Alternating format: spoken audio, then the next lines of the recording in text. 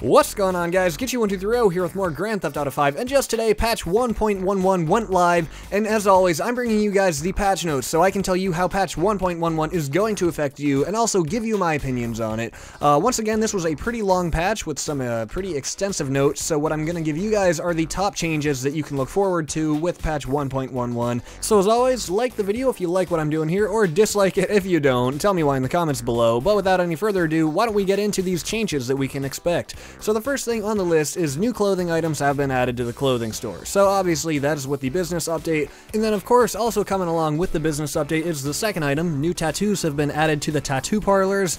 4 new hairstyles, 2 male, 2 female, have been added to all barbers and salons. New masks have been added to Vespucci movie masks. And so as you can see, those first 4 items are just for the business DLC update. But there are plenty of miscellaneous updates coming with this patch. The first one is 2 new tire smoke colors are available from Los Santos Customs in online, and that is green and purple. Hey, it's about time. You know how many times I've tried to make a purple car with purple smoke or a green car with green smoke, and I just wasn't able to. So really what I did was just left it blank, you know, because I don't want to have a green car making blue smoke, because, well, that doesn't match. So that is a great little update from Rockstar. And up next, 4 new vehicles, 3 cars and 1 plane have been added to their respective dealers, the Grody Turismo R, Dinka, Jester, Albany Alpha, and Buckingham Vestra. And of course, those are also with the business DLC, and still with the business DLC are the 2 new weapons that have been added to Ammunition, the heavy pistol and the special carbine. And then up next, 3 celebrations have been added to Grand Theft Auto Online, and that is the Dock, Knuckle Crunch, and air thrusting. These are actually things that I didn't previously know about. I'm just learning this for the first time right now, and I can't wait to see what the air thrusting looks like. I imagine that's going to be pretty hilarious, and probably the new celebration that my character does in Grand Theft Auto Online.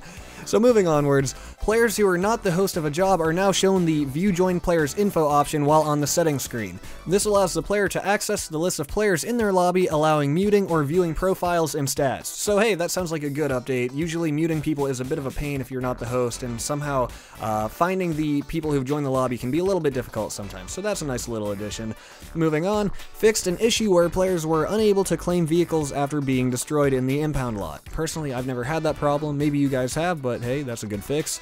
They also fixed an exploit where players were able to give their vehicles nitrous boosts. Hey, that's a big one. There were a lot of people abusing this nitro in the Grand Theft Auto community, and I know there's some of you guys who are watching this right now who are guilty of it, but most of you probably aren't. But anyways, there were a lot of people who were affected by it. Even if you weren't personally using it, people were cheating in races, and personally, I think it is good that Rockstar got rid of that because it simply made things unfair. Up next, they fixed an issue where players were able to bring vehicles from single player into online. So that was also a pretty big one that a lot of YouTubers were making videos about and trying to show all you guys. And personally, I never made a video about that just because I didn't see the huge deal about it, but I know a lot of you guys did like that. So if you're one of the people that brought Franklin's Buffalo into online, well, looks like that's going to be disappearing. They also fixed an issue in story mode where a Titan would blow up when stored in a hangar. Well, that's not good. Personally never affected me, but that's a good change.